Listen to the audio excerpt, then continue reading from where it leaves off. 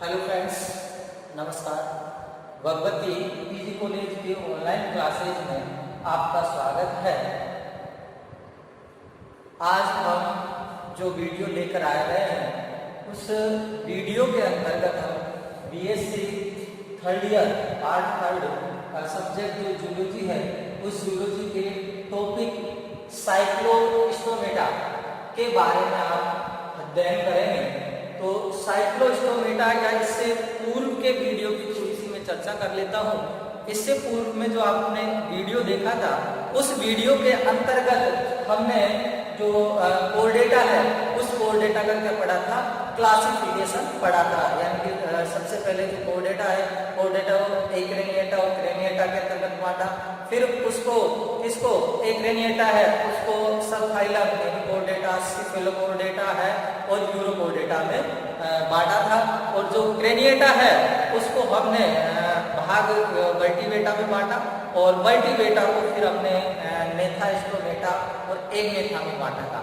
Agnatha को हमने दो क्लास के अंतर्गत बांटा था, एक तो ऑस्टियोकॉन्ड्रिन्स और एक प्लेको साइक्लोस्टोमेटा। एक तो ऑस्टियोकॉन्ड्रिन्स, पहले एक कौन सा था, साइक्लोस्टोमेटा। उस क्लास के बारे में क्योंकि आपका जो सिलेबस है फर्स्ट यूनिट उसके अंतर्गत सबसे पहले कोर डेटा के ओरिजिन है, क्लासिफिकेशन है एंड जनरल कैरेक्टर है। उसके बाद में क्लास साइक्लोस्टोमेटा है, उस साइक्लोस्टोमेटा के जनरल कैरेक्टर पढ़ने हैं, क्लासिफिकेशन है और सुटेबल एग्जाम्पल है। ये इसका सेकंड पार्ट है सिलेबस का, यूनिट फर्स्ट का। तो सबसे पहले हम क्लास साइक्लोस्टोमेटा की चर्चा करते हैं। तो साइक्लोस्टोमेटा जो क्लास है इसका मतलब साइक्लो और स्टोमेटा। साइक्लो का मतलब होता है सर्क्यूलर और स्टोमेटा का मतलब होता है माउथ। यानी कि इन वर्ग के जंतुओं का जो माउथ होता है वो गोल होता है, राउंड होल होता है। तो ये आपका क्लास का मतलब आपको ध्यान आ गया है कि सर्कुलर, स्टोमेटा यानी माउथ। तो इनके अंतर्गत जो मुख होता है वो गोल पाया जाता है। अब हम साइक्लोस्टोमेटा के सामान्य लक्षण की बात कर लेते हैं, जनरल कैरेक्टर, सामान्य लक्षण। तो वर्ग साइक्लोस्टोमेटा के जो जंतु होते हैं वो अधिकतर समुद्रीय व स्वच्छ जलीय होते हैं। यानी कि ये समुद्र के अंतर्गत या फ्रेश वाटर के अंतर्गत पाए जाते हैं। दूसरा इनका जनरल कैरेक्टर की हम जैसे ही बात करते हैं तो इनका जो शरीर होता है वो शरीर लॉन्ग यानी कि लंबा एवं बेलनाकार होता है, बेलनाकार व ईल समान होता है। ईल का मतलब होता है कि इनका जो शरीर होता है वो एक स्नेक लाइक यानी कि सर्प की तरह होता है। जिस प्रकार से ये सर्प होता है इस प्रकार से इनका क्या होता है, शरीर होता है। तो जो सर्प जैसी स्ट्रक्चर होती है उस स्ट्रक्चर को ईल नाम दिया गया है। तो वर्ग साइक्लोस्टोमेटा के जंतुओं का शरीर लंबा, बेलनाकार व ईल के समान होता है। अगले कैरेक्टर की हम जैसे ही बात करते हैं तो वर्ग साइक्लोस्टोमेटा के जंतुओं में जो हृदय पाया जाता है वो हृदय द्विकोष्ठीय यानी कि टू चैम्बर के अंतर्गत होता है, दो कोष्ठ होते हैं और उसके अंतर्गत एक आलिंद ओरिकल और एक निलय वेंट्रिकल होता है। एक आलिंद होता है और एक निलय होता है। अगले कैरेक्टर की हम जैसे ही बात करते हैं सामान्य लक्षण की, तो जो साइक्लोस्टोमेटा के अंतर्गत डाइजेस्टिव सिस्टम होता है यानी कि पाचन तंत्र होता है, वो पाचन तंत्र विकसित प्रकार का होता है। और विकसित प्रकार के अंतर्गत एलिमेंट्री कैनाल यानी कि हार नाल से लेके एलिमेंट्री कैनाल, हार नाल से लेके गुदा यानी कि एनस तक पाया जाता है। बट लेकिन इसकी जो एलिमेंट्री कैनाल होती है उसमें स्टोमच यानी कि आमाशय एब्सेंट होता है। और साइक्लोस्टोमेटा के अंतर्गत पाचन तंत्र है वो विकसित प्रकार का पाया जाता है, लेकिन जो हार्नाल होती है उसके अंतर्गत है जो स्टोमच है वो एब्सेंट होती है। अगला हम बात कर लेते हैं तो इसके अंतर्गत जो शरीर संगठन होता है, शरीर संगठन होता है वो अंग तंत्र प्रकार का होता है। अंग तंत्र से क्या है कि जैसे मान लीजिए किसी भी जंतु का जो निर्माण होता है वो क्या होता है, कोशिकाओं से होता है। तो समान कार्य करने वाले और उनकी उत्पत्ति अगर समान हो और वो समूह अगर बना ले तो उनको हम क्या बोलते हैं, ऊतक बोलते हैं। और ऊतक यानी कि कोशिकाओं का समूह ऊतक कहलाता है। ऊतक मिलकर ऊतक तंत्र, और ये ऊतक तंत्र होते हैं वो आगे जाकर अंगों का निर्माण करते हैं, जैसे जनन है, अंग है, क्या नाम से नरजनन अंग है और पाचन अंग है, इनका निर्माण करते हैं। और ये अंग मिलकर अगर एक तंत्र का निर्माण करते हैं तो उस तंत्र को अंग तंत्र के नाम से जाना जाता है। तो शारीरिक संगठन अंग तंत्र प्रकार का होता है। अगला हम कैरेक्टर की बात करते हैं वर्ग साइक्लोस्टोमेटा के। तो इनका अगला कैरेक्टर होता है कि इनके अंतर्गत एंट्रोसिलोम देहुआ पाई जाती है। इसका मतलब क्या है, अंतरीय देहुआ, यानी कि वर्ग साइक्लोस्टोमेटा है उसके अंतर्गत सीलोम का जो निर्माण होता है। बच्चों आप जैसे थर्ड ईयर में यार आपको क्या बताना होगा कि सीलोम नहीं जानते हो, आप सब जानते हो, अगर नहीं जानते हो फिर भी आपको एक बार क्लियर करा देता हूँ कि सीलोम क्या होती है। जैसे ये आपकी क्या है, बॉडी है, बॉडी ये आपकी क्या है, बॉडी है।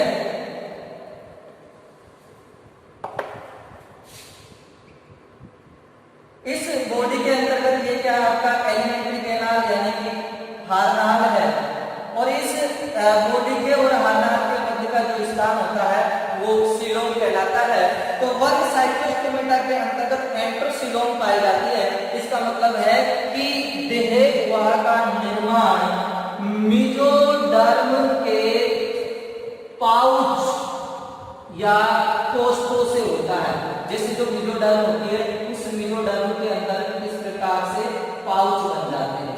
फिर ये जो पाउच होते हैं फिर आगे को फैलाव इस प्रकार से करते हैं और फिर बाद में ये एक ऐसे सीलोम का निर्माण कर लेते हैं कि ये यहाँ से ऐसे फोल्डेड होके और इस प्रकार से ये मिल जाते हैं। तो इस प्रकार से ये क्या है, सीलोम का निर्माण होगा, वो एंट्रोसिलोम कहलाएगी। तो वर्ग साइक्लोस्टोमेटा उसके अंतर्गत एंट्रोसिलोम देहुआ है वो पाई जाती है। अगले हम जैसे ही कैरेक्टर की बात करते हैं तो इसके अंतर्गत 5 से 12 जोड़ी गिल दरारें पाई जाती है। गिल दरारें पाई जाती है। अब ये जो गिल दरारें होती है जैसे कोई भी एनिमल्स है उसके अंतर्गत किस प्रकार की स्ट्रक्चर है वो संरचना देखने को मिलती है। इनको गिल दरारें कहते हैं। और ये गिल दरारें होती है इनके श्वसन का और भोजन ले जाने का क्या करती है, कार्य करती है। अगले हम कैरेक्टर की बात करते हैं तो इसके अंतर्गत 8 से 10 जोड़ी कपालीय तंत्रिकाएं पाई जाती है। क्रेनियल नर्व इसके अंतर्गत पाई जाती है। अगले हम कैरेक्टर की ही बात करते हैं वर्ग साइक्लोस्टोमेटा के। तो इसके अंतर्गत जो निषेचन होता है वो कैसा होता है, फर्टिलाइजेशन, यानी कि निषेचन बाह्य प्रकार का होता है। बाह्य प्रकार से कहने का मतलब क्या है कि अपने स्पर्म और जो ओवम होते हैं उनको जल में त्याग लेते हैं और जल में त्यागने के बाद में जल के प्रवाह पर या कोई प्राकृतिक कारणों से वो मिल जाते हैं और मिल जाने के बाद में उनकी निषेचन की प्रक्रिया है वो संपन्न हो जाती है। अगले कैरेक्टर की मैं जैसे बात करता हूँ तो इसके अंतर्गत अगला कैरेक्टर आता है कि इन जंतुओं के अंतर्गत lateral line system, lateral line system पाया जाता है। यानी कि लेटरल लाइन सिस्टम का मतलब होता है इनके अंतर्गत पार्श्व रेखाएं पाई जाती है जिसके द्वारा जो इनका जो शरीर होता है उसका हम डोर्सल सरफेस का और वेंट्रल सरफेस का मतलब पता लगा सकते हैं।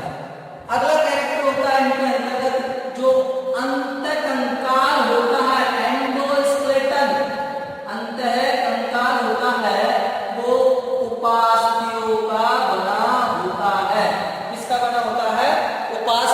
है जो अंतःकंकाल है वो बना होता है, इसलिए इन वर्ग के जंतुओं को उपास्थल मछलियां या इस वर्ग के अंतर्गत उपास्थल मछलियों को भी शामिल किया जाता है।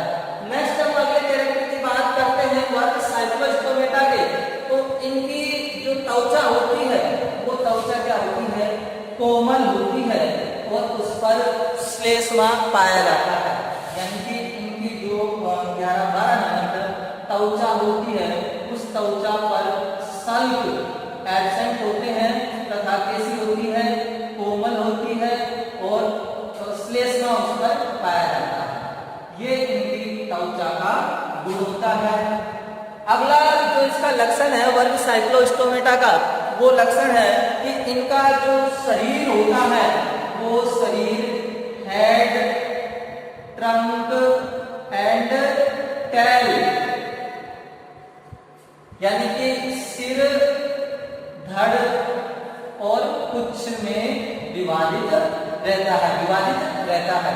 अगले हम कैरेक्टर की जैसे ही बात करते हैं वर्ग साइक्लोस्टोमेटा, तो इनके अंतर्गत जो मुख पाया जाता है माउथ, उस पर चूसक पाए जाते हैं। चूसक का मतलब होता है शकर, यानी कि जिसकी सहायता से परजीवी की सहायता पर सतह पर होते हैं उस पर चिपक जाते हैं और चिपकने के साथ साथ ही उससे पोषण प्राप्त करते हैं। तो ये एक प्रकार के मुख्य अंग होते हैं चूसक, जो कि किसी भी सतह पर चिपक के और भोजन ग्रहण करने का कार्य करते हैं। अगला कैरेक्टर इनमें एक अकेला, यानी कि इनके अंतर्गत एक अकेला नासा छिद्र पाया जाता है, नासा छिद्र पाया जाता है, जिससे क्या करते हैं ये कोई ऐसी स्थिति होती है उनके अंतर्गत श्वसन का कार्य करते हैं, यानी कि एक अकेला मध्य, यानी कि मध्य के अंतर्गत पाया जाता है। फिर अगला कैरेक्टर की बात करते हैं तो इनके अंतर्गत जो नर होते हैं एवं जो मादा होते हैं वो अलग अलग होते हैं, लेकिन कुछ जातियों के अंतर्गत एक में ही पाए जाते हैं कि नर एवं मादा अलग अलग, लेकिन जो कुछ जातियां होती है अपवाद उनमें क्या होते हैं, नर एवं मादा एक ही होते हैं। तो इस प्रकार से ये वर्ग साइक्लोस्टोमेटा के मैंने 16 कैरेक्टर बताए हैं, इनमें से आपको कम से कम 10 तो याद करने ही हैं और इसे निम्न 2 गणों के अंतर्गत बांटा गया है। वो 2 गण कौन से हैं? पहला है पेट्रोमाइजोन्सिया, पेट्रोमाइजोन्सिया, और दूसरा है इसके अंतर्गत मिक्सिनोइडिया। ये 2 ऑर्डर के अंतर्गत इसको बांटा गया है, इसको वर्ग साइक्लोस्टोमेटा। तो अब हम पेट्रोमाइजोन्सिया है तो पेट्रोमाइजोन्सिया के हम लक्षण पढ़ेंगे और पेट्रोमाइजोन्सिया के लक्षण पढ़ने के साथ साथ इसके जो एग्जाम्पल है उसको भी हम ध्यान में रखेंगे। तो सबसे पहले अपन करते हैं ऑर्डर पेट्रोमाइजोन्सिया। पेट्रोमाइजोन्सिया के जो एनिमल होते हैं वो भी क्या होते हैं, समुद्रीय एवं स्वच्छ जलीय होते हैं, यानी कि समुद्र में और स्वच्छ जल के अंतर्गत पाए जाते हैं। अगला कैरेक्टर इसके अंतर्गत ये हो जाता है कि शरीर कैसा होता है, लंबा, बेलनाकार एवं ईल के समान होता है। तो ये जो कैरेक्टर है वो उनमें सहन शक्ति चलेंगे ऑर्डर के अंतर्गत और किसके अंतर्गत, क्लास के अंतर्गत। तो ऑर्डर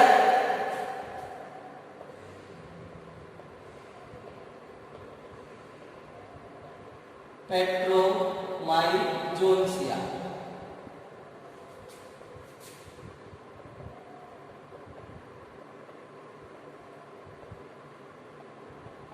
ये इसमें टी साइलेंट है, जोन्सिया।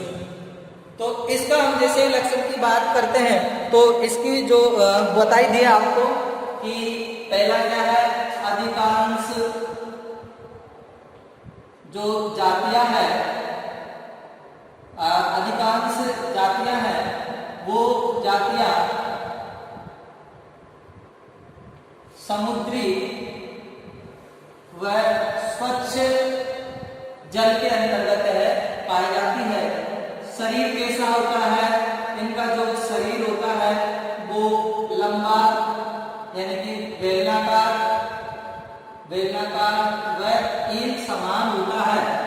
अगला कैरेक्टर की हम जैसे ही बात करते हैं तो इनका जो शरीर होता है वो हेड, ट्रंक व टेल में विभेदित रहता है। इसका ऑर्डर पेट्रोमाइजोनिया का जो शरीर होता है वो क्या नाम से है, हेड में, ट्रंक में और टेल में विभेदित रहता है। अगला है इनके शरीर की जो पृष्ठ सतह यानी कि डोर्सल सरफेस है, पृष्ठ सतह हल्के भूरे रंग की होती है और जबकि जो वेंट्रल सतह होती है जिसे अधर सतह बोलते हैं वो हल्के रंग की होती है। ये इनका कैरेक्टर है ऑर्डर पेट्रोमाइजोनिया का। अगले कैरेक्टर की हम जैसे ही बात करते हैं तो इनका जो मुख होता है वो कैसा होता है, गोल मुख, गोल व चूस्कीय प्रकार का होता है, यानी कि सकर्ष होते हैं वो उस पर पाए जाते हैं। ऑर्डर पेट्रोमाइजोनिया के जो जंतु होते हैं उन पर जो क्या नाम से मुख होता है वो चूस्कीय प्रकार का होता है। अगले कैरेक्टर की बात करते हैं तो इनके अंतर्गत जो जंतु होते हैं वो एक लिंगी होते हैं, यानी कि नर और जो मादा होते हैं वो सेपरेट यानी कि एक लिंग के अंतर्गत प्रेजेंट रहता है। अगले हम कैरेक्टर की बात करते हैं तो इनके अंतर्गत जो परिवर्धन होता है यानी कि जो डेवलपमेंट होता है वो डेवलपमेंट अप्रत्यक्ष प्रकार का होता है। कैसा होता है, अप्रत्यक्ष प्रकार का। अप्रत्यक्ष प्रकार का मैंने बता दिया और आपको first year, second year, third year के स्टूडेंट का आपको ध्यान होना चाहिए कि इनके जो अंतर है वो लार्वल स्टेज, डायरेक्ट यानी कि लार्वल स्टेज है वो पाई जाती है। तो इस प्रकार का जो इनमें परिवर्तन है वो पाया जाता है। लास्ट इसके कैरेक्टर की हम जैसे ही बात करते हैं तो इसके अंतर्गत जो मछलियां पाई जाती है उन मछलियों को लेम्प्रे के नाम से जाना जाता है, लेम्प्रे के नाम से जाना जाता है। इसके अंतर्गत जो मछलियां पाई जाएगी तो इसका जो एग्जाम्पल है वो है पेट्रोमाइजोन। पेट्रोमाइजोन इसका एग्जाम्पल है और इस पेट्रोमाइजोन के बारे में हम नेक्स्ट व्यवस्था पॉइंट है जिसके अंतर्गत पेट्रोमाइजोन का क्लासिफिकेशन, हैबिटेट और साथ ही फिर इसके हम बॉडी की जो मॉर्फोलॉजी है और उसका भी हम अध्ययन करेंगे। अगला ऑर्डर है हमारा, उस ऑर्डर का नाम क्या है, मिक्सिनोइडिया। तो मिक्सिनोइडिया के कैरेक्टर है उनका भी हम क्या करेंगे, स्टडी करेंगे और उन कैरेक्टरों के बारे में इसके अंतर्गत क्या क्या एनिमल्स होते हैं उनके बारे में अध्ययन करेंगे। तो सेकंड ऑर्डर है और उस सेकंड ऑर्डर का नाम क्या है, मिक्सिनोइडिया। तो ऑर्डर सेकंड और इस ऑर्डर सेकंड का नाम है मिक्सिनोइडिया।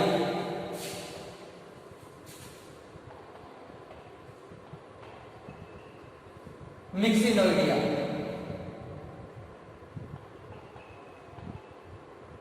नोइडिया। तो सबसे पहले तो दो कैरेक्टर का आपको याद भी कर लेना है कि शरीर कैसा, लंबा, बेलनाकार व ईल लाइक होता है। अगला कैरेक्टर की हम बात करेंगे तो इनका जो शरीर होता है वो हेड, ट्रंक व टेल में डिवाइड रहता है।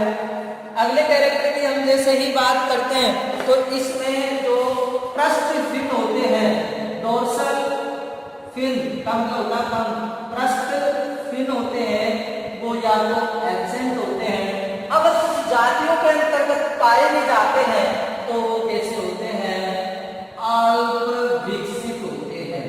ये ऑर्डर मिक्सिनोइडिया का कैरेक्टर होता है। साथ ही इनमें जो नासा छिद्र होता है वो नासा छिद्र पाया जाएगा वो शीर्षस्थ होता है।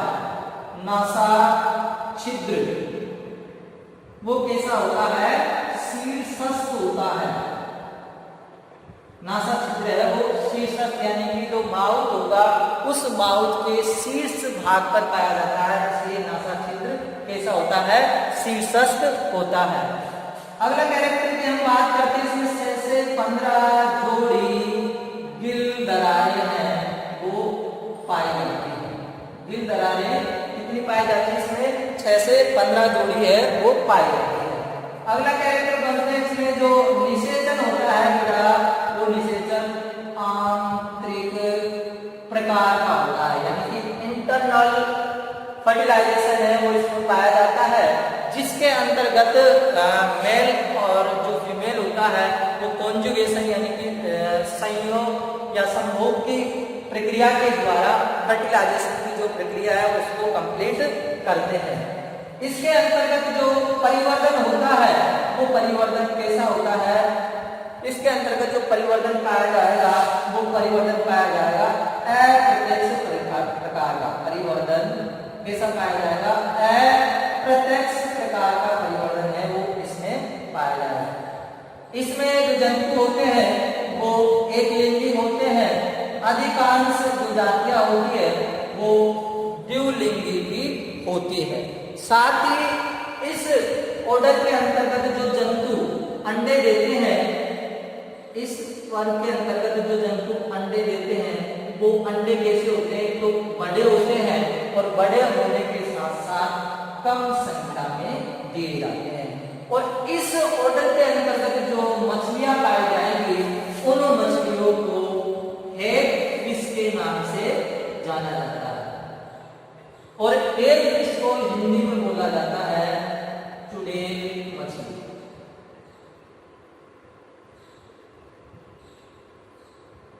चुड़ैल मछलियों के नाम से मतलब इसको जाना जाता है। तो ये इस ऑर्डर का कैरेक्टर है, और इसके अंतर्गत जो फिश है उसका नाम है मिक्साइन, ये इसका एग्जाम्पल है। तो इसमें अपन को किसमें साइक्लोस्टोमेटा जो क्लास है उसके अंतर्गत करना होगा। क्या क्या करना होता है, पहले तो इसमें जनरल कैरेक्टर है, 2-3 कैरेक्टर तो क्या होते हैं ऑर्डर के और क्लास के साइंस से, शरीर कैसा, लंबा बेलनाकार समान टैल में विभाजित रहता है, अधिकांश जातियां समुद्री और स्वच्छ जल में पाए जाते हैं। 3 कैरेक्टर तो आपको ये याद ही है। उसके बाद में कुछ कैरेक्टर जो होते हैं उनको क्या है आपको याद करने रहते हैं। तो जो